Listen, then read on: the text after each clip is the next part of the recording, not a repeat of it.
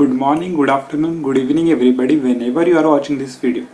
मैं आप सबका फिर से मेरे इस चैनल कॉम्पिटिटिवली बायथर्व में स्वागत करता हूँ। मैंने बहुत दिनों से वीडियो अपलोड नहीं की, अब ये वीडियो अपलोड कर रहा हूँ। ये वीडियो मैंने केमिस्ट्री के कुछ नीट के टॉपिक्स के इंट्रोडक्शन के बारे में बनाई है, उसके साथ ही केमिस्ट्री की नीट की स्ट्रैटेजी के बारे में ये वीडियो मैंने बनाई है। तो इस वीडियो में हम देखेंगे कि केमिस्ट्री को पूरे एक साल में कैसे डील करके हमारा नीट में अच्छी तरीके से स्कोर करना है। मतलब केमिस्ट्री में एक साल में पढ़ाई करके कैसे हम 180 आउट ऑफ 180 मार्क्स ला सकते हैं, वो भी बहुत आसान तरीकों से। अगर हम देखें केमिस्ट्री का सिलेबस, केमिस्ट्री का जो अगला पिछले साल का जो सिलेबस हुआ करता था, उसमें करीब करीब 30 चैप्टर हुआ करते थे, जिसमें ऑर्गेनिक के 10, इनऑर्गेनिक के 10 और फिजिकल के 10 चैप्टर्स हुआ करते थे। और अब जो सिलेबस रिड्यूस करके जो एनसीईआरटी ने नई एनसीईआरटीज लाई है, उसकी वजह से जो इनऑर्गेनिक है उसके सिर्फ 4 चैप्टर बच गए, ऑर्गेनिक के सिर्फ 7 चैप्टर्स बच गए और फिजिकल के 8 चैप्टर्स सिलेबस में रखे गए। अगर उसकी नज़रिए से अगर हम स्ट्रैटेजी बनाएं तो हमें हर एक महीने में कम से कम एक फिजिकल, एक इनऑर्गेनिक और ऑर्गेनिक का चैप्टर कवर करते हुए चलना है लगभग दिसंबर तक हम पूरा सिलेबस कवर कर लेंगे। दिसंबर तक हम क्या करेंगे, एक एक महीने में एक फिजिकल, एक ऑर्गेनिक और एक इनऑर्गेनिक का चैप्टर कंप्लीट करेंगे।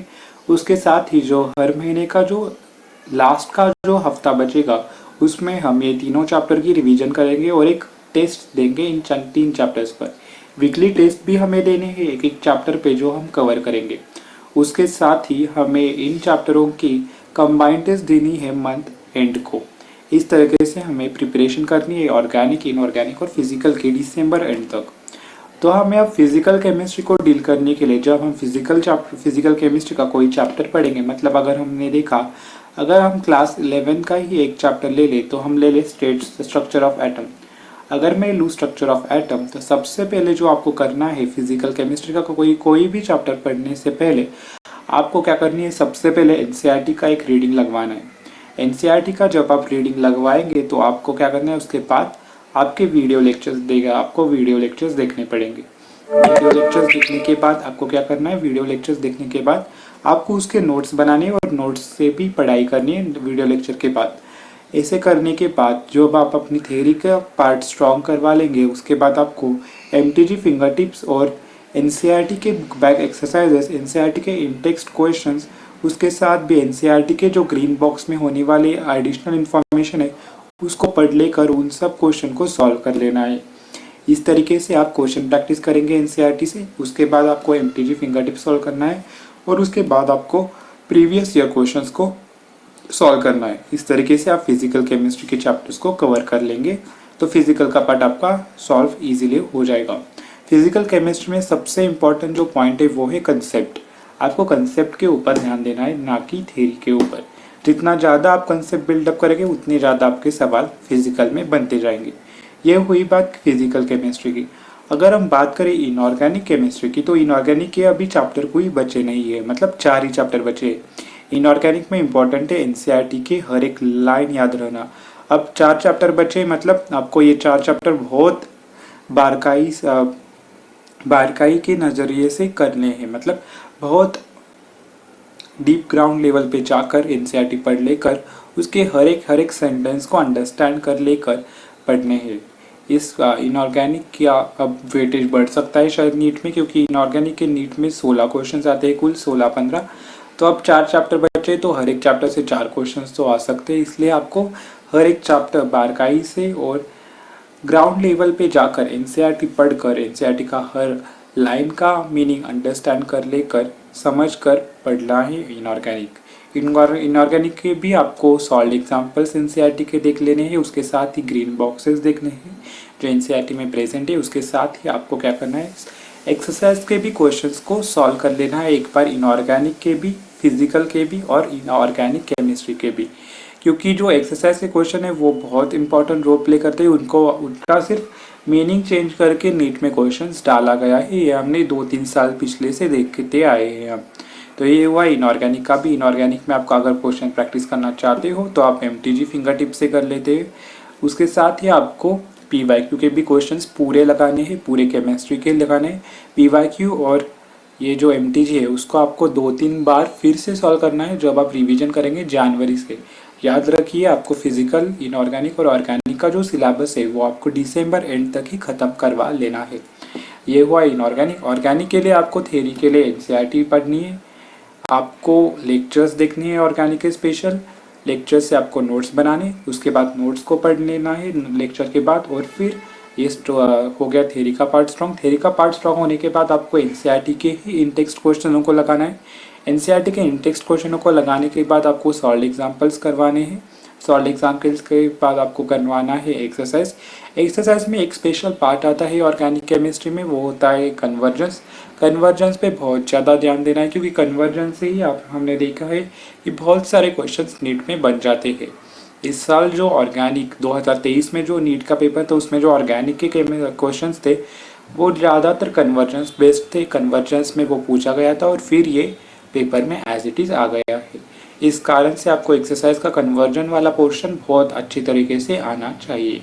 और अगर आपको और क्वेश्चन प्रैक्टिस करनी है तो MTG से कीजिए, उसके साथ ही PYQ क्वेश्चन सॉल्व करना ना भूलिए। ये हुआ ऑर्गेनिक केमिस्ट्री।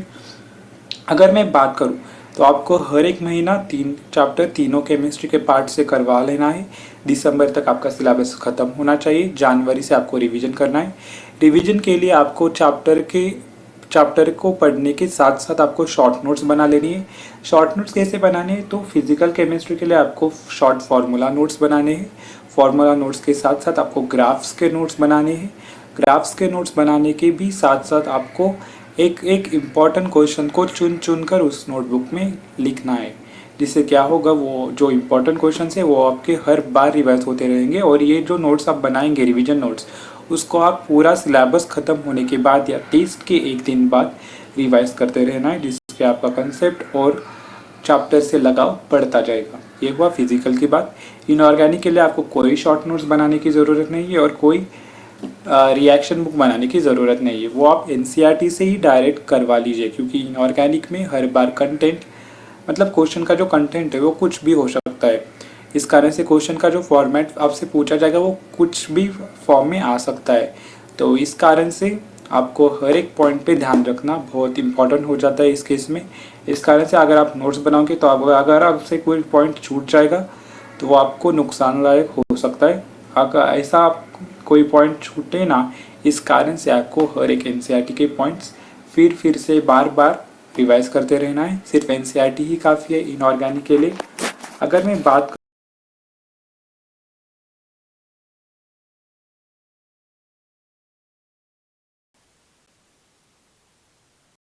तो अगर मैं बात करूँ ऑर्गेनिक केमिस्ट्री के लिए, ऑर्गेनिक केमिस्ट्री के लिए आपको रिएक्शन बुक बनवाना बहुत ज़रूरी है।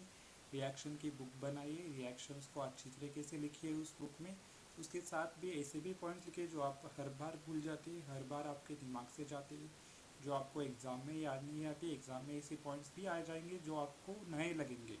उस पॉइंट्स को भी आपको वो ऑर्गेनिक के शॉर्ट नोट्स में लिखना है और उसको हर बार रिवाइज करते रहना है। और ऐसे भी कुछ पॉइंट्स आएंगे, जैसे कि अगर हम देखें अल्फा फिनॉल, फिनॉल के जो अगर आपने पार्ट में देखा तो जो फ्रीडल क्राफ्ट रिएक्शन फिनॉल की होती है उसमें कोई लिविस एसिड की ज़रूरत नहीं होती। तो उस तरीके के जो पॉइंट्स है वो यूनिक है फिनॉल के लिए। वैसे पॉइंट्स भी आपको लिखने हैं उस शॉर्ट नोटबुक में, जिससे आप हर कंसेप्ट को फास्टली रिवाइज कर सकते हैं और एग्ज़ाम के पहले 2-3 मिनट में ही पूरा चैप्टर रिवाइज कर सकते हैं। ऐसे कुछ पॉइंट्स की नोटबुक आप ऑर्गेनिक केमिस्ट्री के लिए भी बनाइए। और इस तरीके से अगर आप पढ़ाई करोगे ऑर्गेनिक, इनऑर्गेनिक और फिजिकल की, तो आपसे 180 मार्क्स बहुत दूर नहीं है। क्वेश्चन प्रैक्टिस भी और फुल सिलेबस लगाना भी बहुत ज़्यादा इंपॉर्टेंट होता है। टॉपिक के टेस्ट से बजाय फुल सिलेबस पे ज़्यादा फोकस कीजिए एंड के दिनों में। टॉपिक टेस्ट आप देते रहिए जब आप सिलेबस को पढ़ते रहेंगे। अब आप जून से पढ़ाई चालू करोगे तो फिर आपको टॉपिक टेस्ट देना बहुत इंपॉर्टेंट है। जून से दिसंबर तक टॉपिक टेस्ट दीजिए, यूनिट टेस्ट दीजिए। उसके बाद जब जनवरी से पार्ट आपका चालू होगा पढ़ाई का, तो आप फुल सिलेबस टेस्ट पे ही फोकस कीजिए। फुल सिलेबस टेस्ट ज़्यादा इंपॉर्टेंट है as compare to topic test. Full syllabus में आप ट्राई कीजिए कि आपका स्कोर 150 से आगे रहे हर टेस्ट में। अगर आपका स्कोर 150 से आगे आएगा हर टेस्ट में, तो फिर चांसेस है जो फाइनल एग्ज़ाम जो आप दोगे अगर वो पेपर कितना भी हार्ड आ जाए या इजी आ जाए, आपका स्कोर 140 के तो आ ही जाएगा इजी आसानी से। तो इस तरीके से अगर आप पढ़ाई करोगे इनऑर्गेनिक, ऑर्गेनिक और फिजिकल की, तो आपका 100% केमिस्ट्री में अच्छा स्कोर आ जाएगा। और एक और ऐलानी मैं इस चैनल पे आगे करना चाहता हूँ, कल से मतलब फ्राइडे से मैं केमिस्ट्री के हर कंटेंट का वीडियो लाने वाला हूँ और हर एक चैप्टर आपको आसानी से इजी भाषा में समझाने वाला हूँ। इस कारण से अगर आपको केमिस्ट्री की नीट की तैयारी करनी है तो इस चैनल से बने रहिए, क्योंकि मैं अब कंटेंट वीडियो डालना चालू करने वाला हूँ चैप्टर के बेसिस पर। इसलिए अगर आप रिपीटर हो, फ्रेशर हो या कोई भी हो, तो मेरे चैनल से जुड़े रहिए और अपना भलाई का काम करते रहिए। तब तक के लिए थैंक यू, धन्यवाद। See you in the next video, bye.